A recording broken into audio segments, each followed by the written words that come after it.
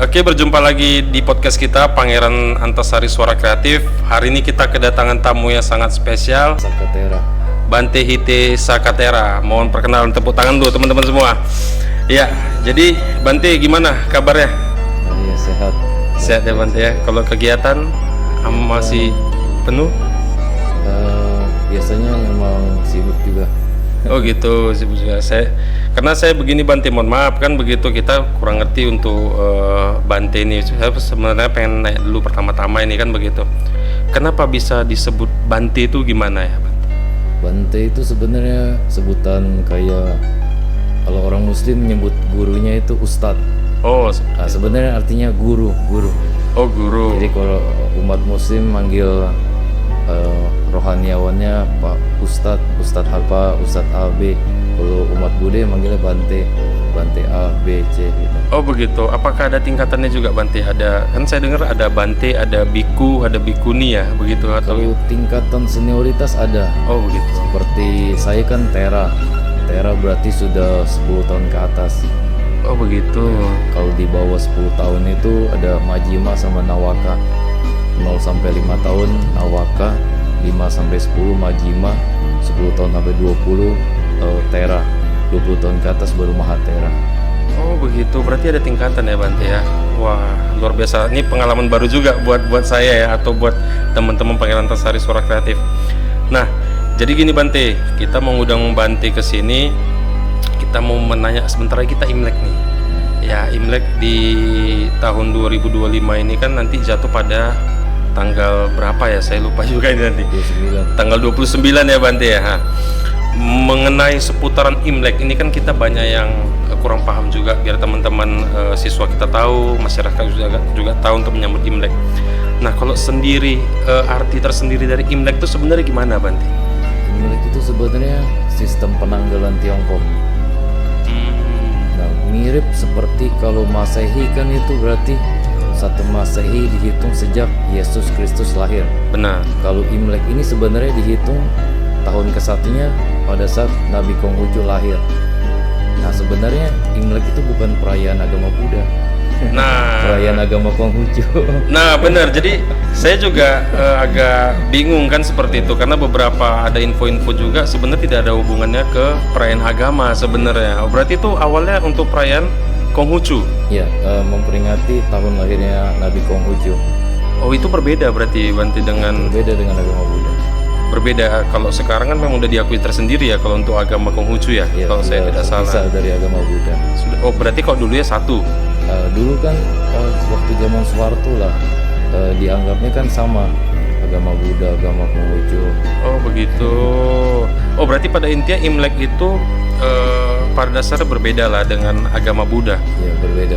awalnya ya, seperti itu ya. Tapi dikarenakan di Indonesia kan banyak suku Tionghoa yang beragama Buddha, jadi mereka itu hayalai ramai menyamaratakan, jadi menganggapnya kalau Imlek ya perayaan agama Buddha.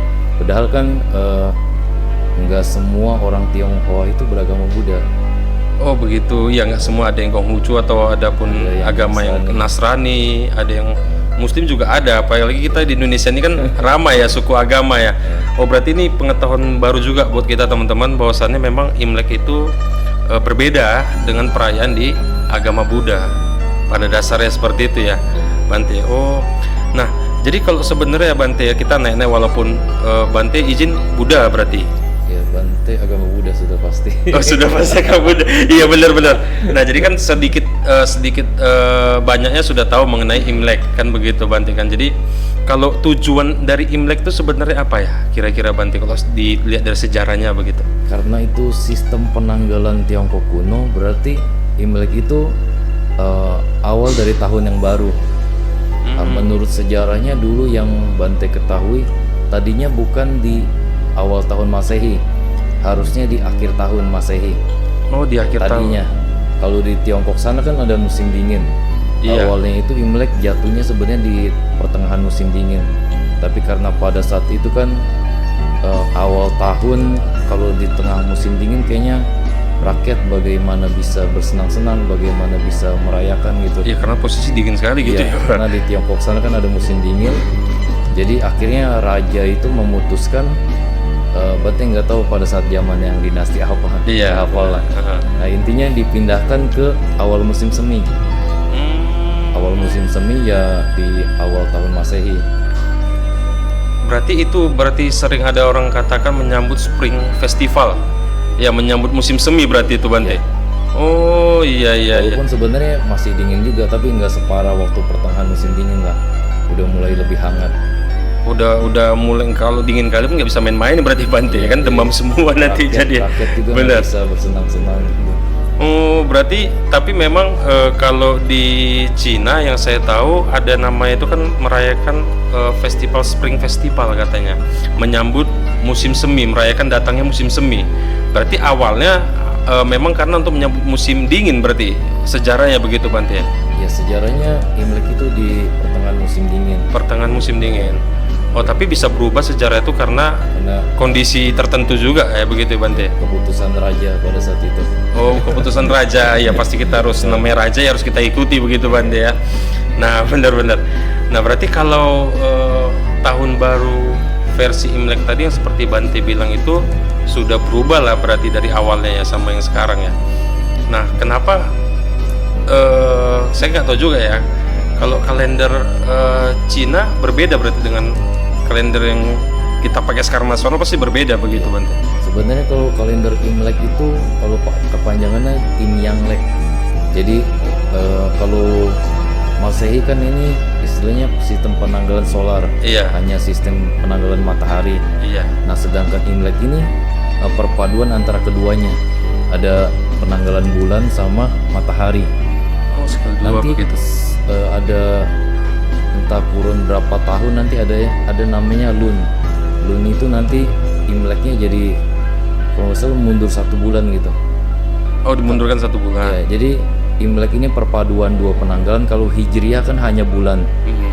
sedangkan yang Masehi hanya matahari. Iya. Nah sedangkan Imlek ini yang kepanjangannya harusnya Imyanglek, perpaduan antara kedua itu. Oh berarti Imlek itu ada kepanjangan. Iya. Imyanglek. Oh Imyanglek. Tapi disingkat Imlek saja. Oh begitu. Jadi banyak yang kurasa masyarakat Indonesia pun beberapa ada yang belum tahu yang seperti itu ya Bante ya. Jadi memang Imlek itu memang ada kepanjangannya, udah gitu juga ada sejarah. Yang pertama kali menentukan tuh raja seperti itu ya. Dari sejarahnya dulu ya Bante ya.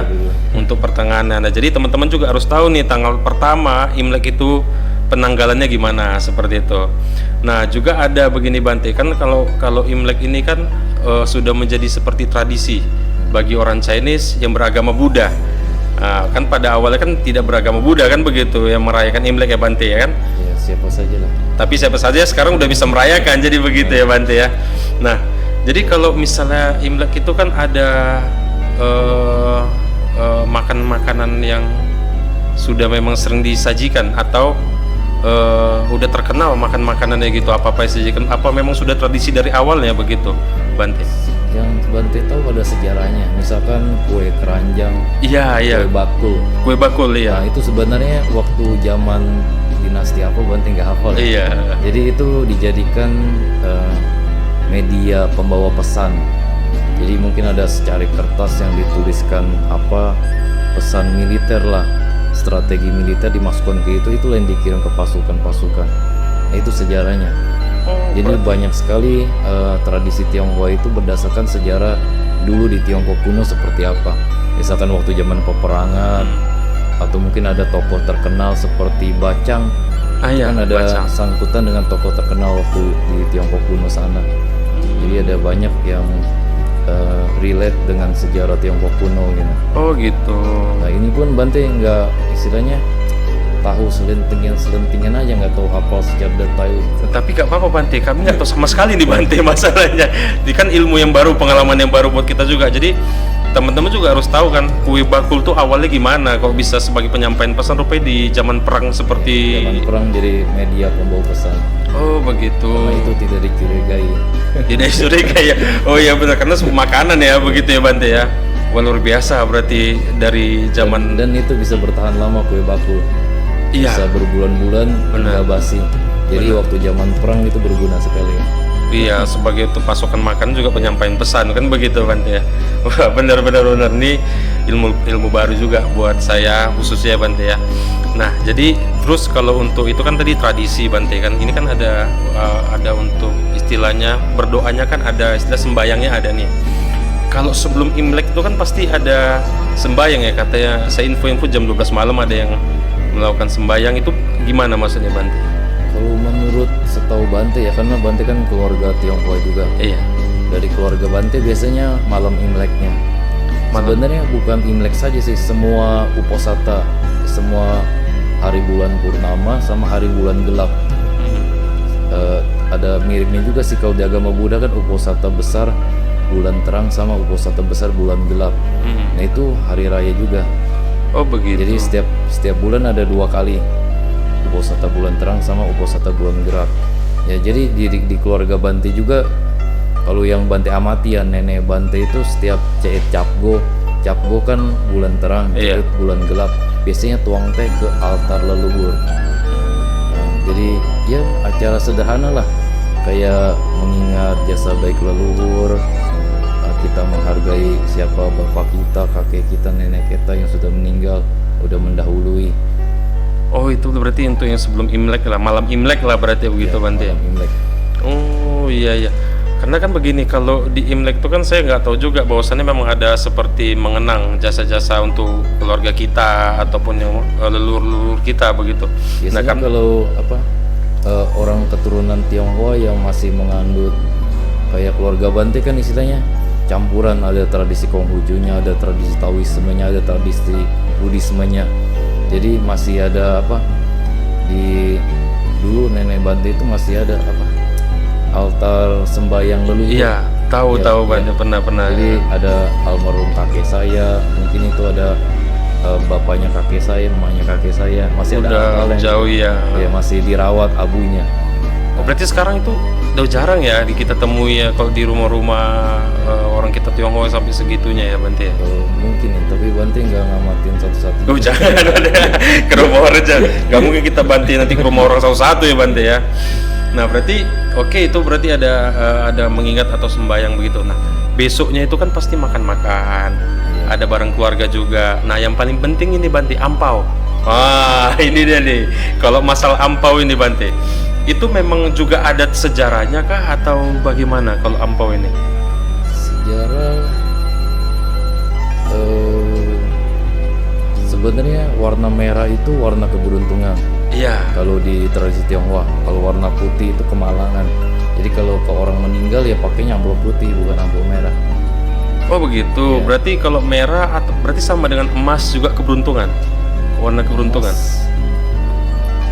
Bante nggak tahu. Yang jelas merah itu warna keberuntungan. Oh gitu. Jadi untuk acara-acara bahagia ya angpau merah. Kalau amplop putih untuk kedukaan, kemalangan. Oh berarti kalau ampau itu berarti memang udah dari dulu melambangkan membagi berkah atau membagi keberuntungan lah ya begitu Bante. Nah sebenarnya intinya itu kekeluargaan. Iya. Jadi hari Imleknya itu berkumpul. Misalkan masih ada nenek ya yang paling tua lah di keluarga. Iya. Yang muda mencari yang tua, sekedar sungkem silaturahmi, kumpul-kumpul keluarga gitu. Oh gitu. Itu sih yang Bante rasakan di keluarga Bante sendiri. Setiap tahunnya seperti itu. Mengunjungi yang lebih tua ya, tegur sapa. Tegur sapa ya, kekeluargaan lah berarti ya Bante. Mirip kayak kalau Muslim Idul Fitri lah gitu. Iya. Karena begini Bante, saya juga Chinese kan begitu, bapak saya Chinese kan. Jadi tiap tahun Imlek itu seneng dulunya. Dulu seneng. Oh, ke rumah ama yuk, ke rumah Kong dapat ampau. Dapat dari Aceh, dapat dari siapa keluarga-keluarga. Nah, sekarang begini, saya juga bingung Bante, kalau yang sudah menikah kok nggak dapat ampau lagi Bante?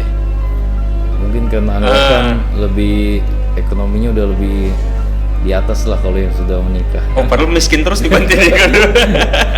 Oh berarti itu memang nggak ada di dalam tradisi lah. Bante nggak tahu sejarahnya kalau yang itu. Oh gitu. Setahu Bante kalau ang itu kan merah. Merah ya. Pau itu bungkusan. Kalau zaman dulu ya kalau belum ada kertas ya mungkin bungkusan kain. Oh gitu. Isinya uang kepingan mungkin gitu ya. Berarti sekarang udah ada uang kertas, udah ada amplop merah ya lebih sederhana lagi simpel. Iya, jadi teman-teman penjelasan Bante ini kalau mau dapat ampau jangan kawin dulu kan begitu Bante. Biar dapat ampau terus. Nah, terus juga Bante barongsai.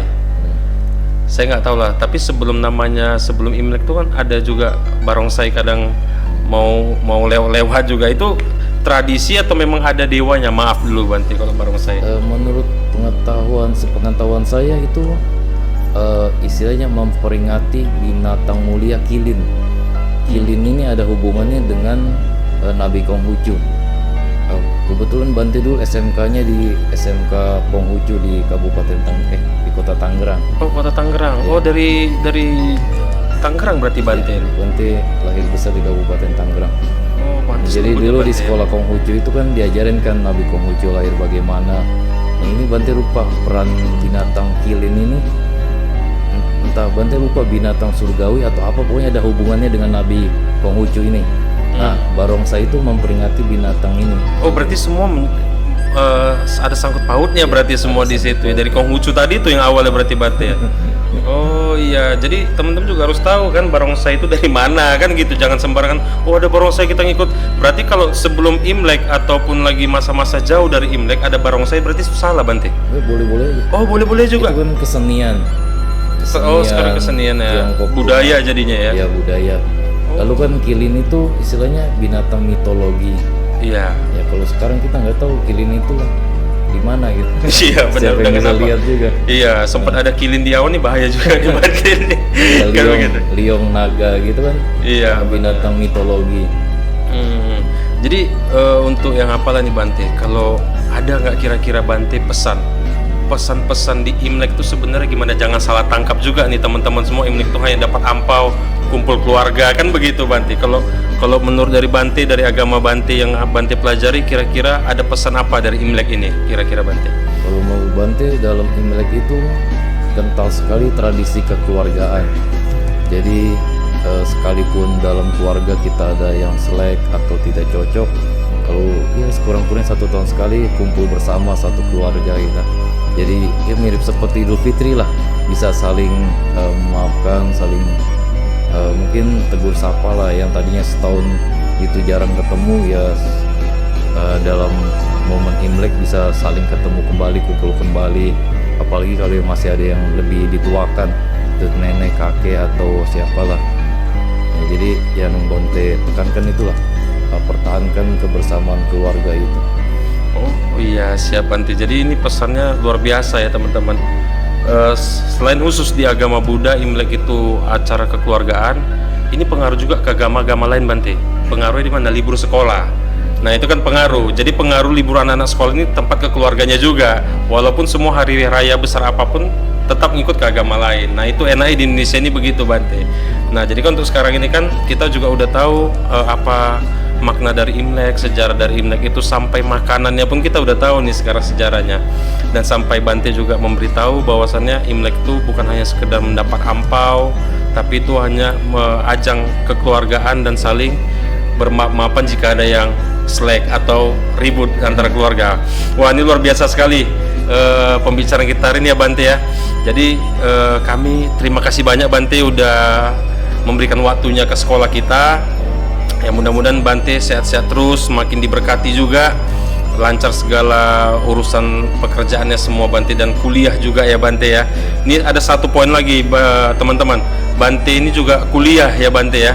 Udah semester berapa Bante? Ya, baru selesai UAS semester 3 kemarin. Wah, baru selesai UAS untuk semester. Mudah-mudahan hasilnya bagus Bante, sampai semester 8 kelar, menjadi sarjana yang baik juga di bidang pendidikan, juga di bidang agama dan budaya, seperti itu Bante ya.